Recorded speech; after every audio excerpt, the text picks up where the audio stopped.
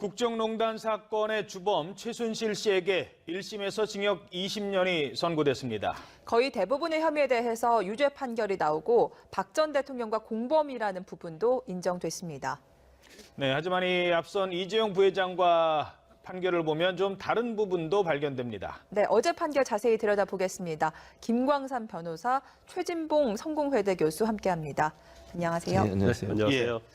자, 일단 징역 20년, 상당히 중형이 선고된 거라고 봐야 되겠죠? 네, 중형이 선고된 거라고 볼 수 있죠. 또 검찰의 구형이 25년형이었잖아요. 예. 그런데 거의 뭐 김광삼 변호사입니다. 25년에는 좀 못 미쳤지만 그 20년이면 뭐 상당히 중형이다 이렇게 볼 수 있겠는데 그 원인은 이제 여러 가지 볼 수 있습니다. 일단 범죄 사실이 굉장히 많죠. 그리고 이제 크게 나누면 직권남용, 강요 그리고 뇌물로 볼 수가 있는데 직권남용이나 강요 자체는 권력을 가진 자가 어떤 갑질 행위라고 볼 수 있는 거거든요. 예. 그래서 이런 부분이 유죄로 인정됐을 때는 이제 죄질이 좀 안 좋다고 볼 수 있고.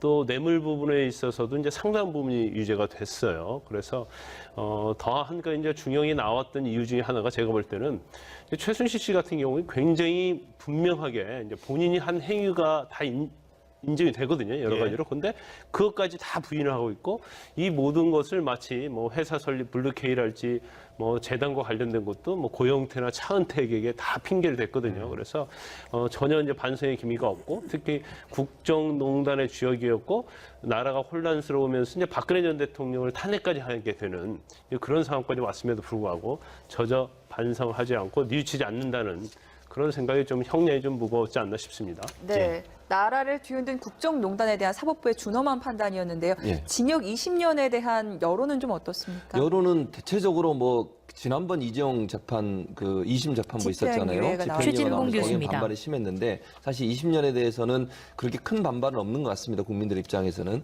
뭐 그 정도는 뭐 타당하다고 보는 것 같습니다. 법 감정으로 봐서.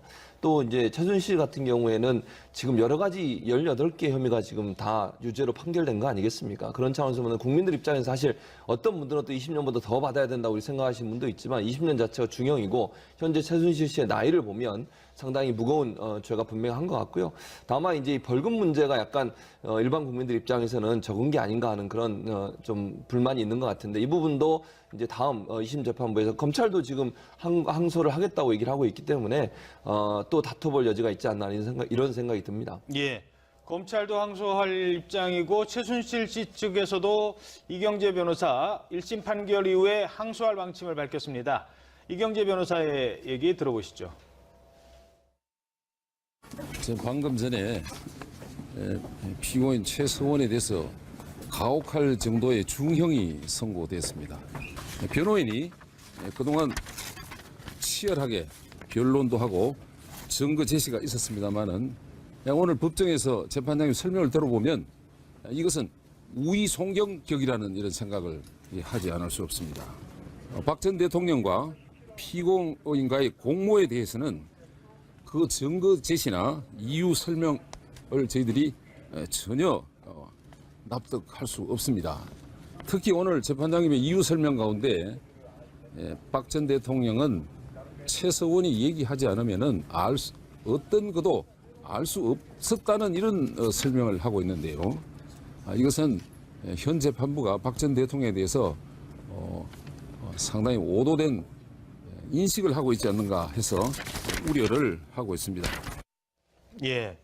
그러니까 이제 이쪽에서 지금 물고 들어가는 거는 그런 것 같아요. 그러니까 뭐 최순실을 보고 준 게 아니라 박근혜 전 대통령을 보고 뇌물을 줬다고 하는데 박근혜 전 대통령과 그렇다면 최순실이 공모했다는 명확한 증거는 없지 않느냐 이렇게 주장을 하고 있거든요. 예, 그건 뭐 재판 과정에서 계속 주장했던 내용이고요. 그러니까 예. 증거가 없는 어떻게 같이 공모가 되느냐, 김광삼 변호사입니다. 경제 공동체를 인정할 수 있느냐, 이제 그 부분에 대해서 굉장히 많은 주장을 했었고 또 반론을 제기했었죠. 그런데 뭐 여러 가지 증거, 그러니까 뭐 특검에서 뭐 차고 넘친다는 얘기를 하지 않았습니까? 증거에 있어서. 그런데 뭐 나온 것은 뭐 완중범 전수의 수첩도 있지만 여러 가지 상황을 보면 뭐 증거로 인정하는 데는 별 문제가 없다고 보이는데 특히 이제 뇌물죄 부분에 대해서 굉장히 좀 많이 불만이 있는 것으로 보입니다. 뇌물죄에 있어서는 대한승마협회 전 정무했던 박원호 그리고 뭐 장시호랄지 김종철 문체부 차관 이런 사람들의 진술에 의거해서 이걸 다 인정한 것이 아니냐. 그래서 그 사람들이 다 이제 다 거짓말을 했다는 이제 취지로 얘기를 하고 있는 거예요. 예. 그리고 아마 어제 선거 때 이경재 변호사나 최순실 씨 측에서는 좀 기대를 했을지 몰라요. 왜냐하면 이재용 부회장의 지난번 선거에 있어서 상당 부분이 많이 무죄가 됐기 때문에 아마 오늘 선거에 있어서도 안종범 전 수석의 어떤 수첩 같은 것도 증거 능력이 인정이 안 되고 결국 한 많이 인정돼봤자 36억 정도 인정되지 않겠느냐 이제 그런 생각했을 가능성이 크다고 봅니다. 그런데 의외로 오히려 승마와 관련된 72억도 다 인정이 됐고 SK와 관련된 89억 그리고 롯데와 관련된 이제 70억까지 다 인정이 되니까 이 부분에 대해서 굉장히 좀 반발을 하고 있는 것으로 보이고 결국 뭐 형도 굉장히 중형이 선고가 됐고요. 그 다음에 어차피 뭐 처음부터 무죄를 다퉜기 때문에 최순실 씨 측에서는 이제 항소할 수밖에 없는 거죠. 예. 네, 말씀대로 어제 판결은 이재용 부회장의 항소심과 비교해서 볼 수밖에 없을 텐데 그 뇌물 액수가 큰 차이가 났습니다. 삼성에서 줬다는 뇌물 72억과 36억인가요? 2배 가까이 차이가 나요. 그렇죠. 이제 삼성과 관련된 뇌물죄에 있어서 이제 그 부분이 굉장히 중요한 부분인데 결국 그 차이는 이거예요. 그러니까 삼성 이재용 부회장 선고 때 항소심 판결 자체는 이제 말 3마리를 사고 그와 관련된 거에 있어서 그 소유권이 삼성에 유보돼 있지 최순실 씨로 넘어가지 않았기 때문에 이건 뇌물을 준 거로 볼 수 없다 이런 취지였거든요. 근데 이번 재판부의 판결은 일단 뭐 삼성의 소유권이 있고 아니면 뭐 최순실의 소유권이 있느냐 물론 이 부분도 중요하지만 네.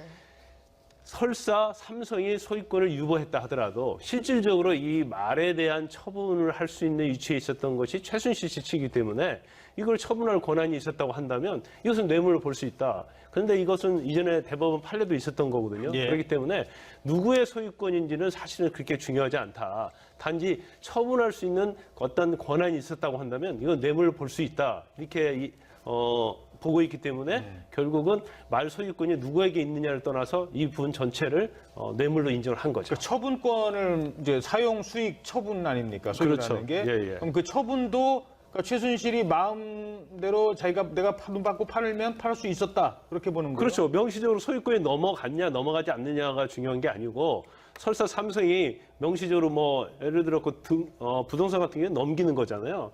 그런 절차가 설사 없었다 하더라도 이 말 자체에서 최순실 씨가 예를 들어서 우리가 뭐 무슨 말을 바꿔주세요 이제 그런 요구도 했다는 거 아닙니까? 예. 그러면 말 자체에 대해서 이미 처분권 자체는 최순실 측에 있었기 때문에 이건 뭐 당연히 뇌물로 봐야 한다 하는 게 이번 판결의 취지입니다. 그렇죠. 이 말을 탈지 말지를 누가 결정하느냐? 바로 정유라가 결정했다. 그러니까 삼성이 결정해서 이 말 타라고 해서 이 말을 빌려 타는 거였으면은 이거는 그 소유권이 삼성에게 있지만 그거를 결정을 그쪽에서 했다는 거였습니다. 자, 그리고 또 하나가 박근혜 전 대통령과의 지금 공모를 왜 들여다봐야 되냐면 다음 재판 박근혜 대통령 재판부 역시 지금 이 형사 합의 22부잖아요. 네, 그렇죠. 그 부분을 좀 설명해 주시죠. 그러니까 지금 김세윤 재판부가 박근혜 전 대통령 재판을 함께 하고 있지 않습니까? 예. 그럼 이번에 지금 최순실 재판에서 최진봉 대부분의 교수입니다. 공모 관계를 인정을 했어요. 예. 13개 정도가 겹치거든요. 박근혜 전 대통령 혐의하고 최순실 혐의하고 13개 정도가 겹치는데 13개 모두에서 공모가 인정된다고 얘기했습니다. 예. 즉 모든 기업들이 박근혜 전 대통령을 보고 돈을 줬지 최순실을 보고 돈을 준 건 아니라는 거죠.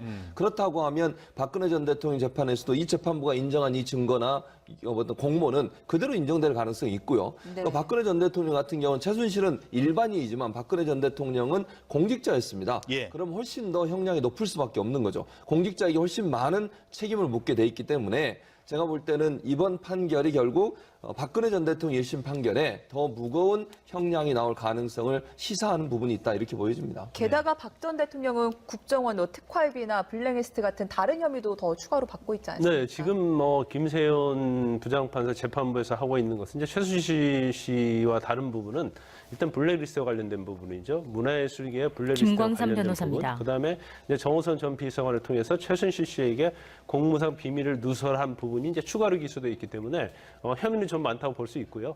그다음에 이제 국정원 특활비와 관련된 것은 이제 다른 재판부에서 재판을 하고 있습니다. 그렇지만 결과적으로 지금 김세윤 재판장이 하고 있는 재판에서 선고가 되고 또 다른 재판부에서 국정원 특활비와 관련된 뇌물 부분, 그 다음에 여론조사와 관련된 공직선거법 위반 부분이 있잖아요. 그래서 또 선고가 되면 또 이게 합쳐지거든요. 그러면 네. 형량은 최순실 씨보다도 훨씬 높아질 가능성이 큰 거죠. 예.